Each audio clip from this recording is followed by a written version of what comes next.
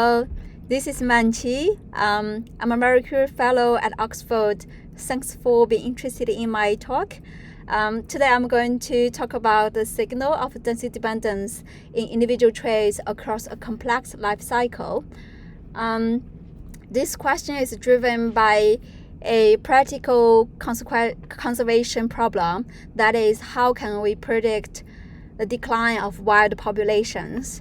I give an example here, assuming we have a bird population that is suffering from decline in fish resources.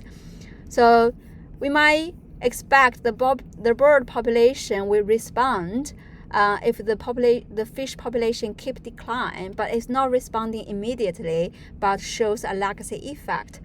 What is behind this legacy effect is a series of response at individual level, all the way from increased forage range to decline in the body size or decline to the reproductive rate until you see some decline in the population. So to predict population decline, which is a lot of times when we see this decline happens, it's difficult to reverse this trend of population. So it's good to start to use this individual level traits at behavior, at morphological, as well as life history level to predict population decline. Especially with a lot of convenient remote sensing techniques, all the way from satellites to drones and robots, that make it easier to collect the individual level data. But across all the individual level data, there are some individual level data, like the morphological traits, is much easier than other individual level data, such as the behavior as well as the life history, which require researchers to track the individuals over time. So today I'm going to talk about, can we use these morphological traits to predict population decline, given there are various feedbacks that link this individual level traits, individual morphological traits such as body size with the population abundance. To answer this question, we need to think about what are the processes link these two. One of these processes is density-dependent effect. So this figure shows how the population growth rate will respond to population abundance if the population is affected by both positive density-dependent effect on the left as well as negative density-dependent effect on the right. And we can also draw a line shows population growth rate equals 0, and these 2 points we get here reflect the equilibrium point for the population. So there's no increase or no decline, but only the point on the right corresponds to a stable population status, that is current capacity. And the point on the left shows if the population size keep decline or deviate to the leftwards, then population growth rate will keep decrease. That correspond to the decline of population. That is also the tipping point for population decline. If we project these population dynamics onto this cup and ball landscape that reflect the stability of population, we can see this current capacity correspond to the bottom point, the value of the attractor that correspond to the population will move back and forth around this current capacity, and beyond this critical point the population will decline and enter into a reinforced decline cycle. This is how the population growth rate respond to population abundance, how the individual body size might respond. I have a hypothesized curve here that with the increase of population size, the intraspecific competition will also increase. Then the individual body size will generally respond negatively to the increase of population abundance. But if there's any other shapes, that is the question. And also, what kind of metrics should we use to describe the body size besides the mean body size? That is another question. And also, with populations that shows a more complicated life history, the response of individual body size might vary from one life history stage to another. So, which life history stage should we use to find this early warning signal of body size, early warning signal of population decline?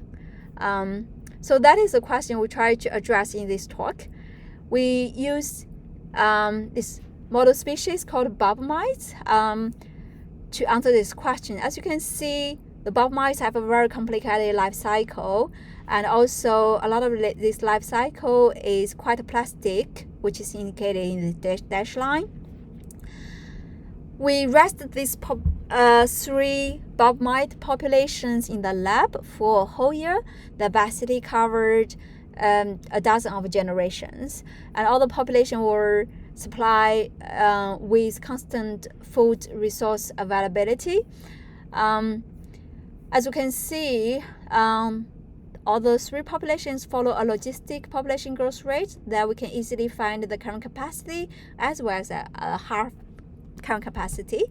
If you look at these panels at the bottom, we can also see how the proportion of each life history or each age group respond to over time. So we can see the population structure also changes over time. To analyze this population, we first look at how the population growth rate responds to the population size. We found this hump-shaped response curve, which is consistent with what we hypothesized, which is good. And then we look at how the mean body size, how the coefficient of variance, as well as the skewness of body size respond to the population size. We found it's quite interesting patterns across all these 3 metrics that is not along with what we hypothesized, that as the competition gets stronger, the mean body size gets smaller. We find quite the opposite response curve here. What might explain this? We think about actually the response curve we observed here not only reflect the plasticity of body size of individuals at a certain age group, but also it can reflect how the change in the population structure. If you have a population dominated by juvenile, and then the body size you observed is definitely higher than the population with the individuals dominated by the eggs. So we look into how the population structure changes over time by selecting 3 time points, which is indicated by this dashed line. So for this first point, it is at population size of 100, which is basically a quarter of the current capacity.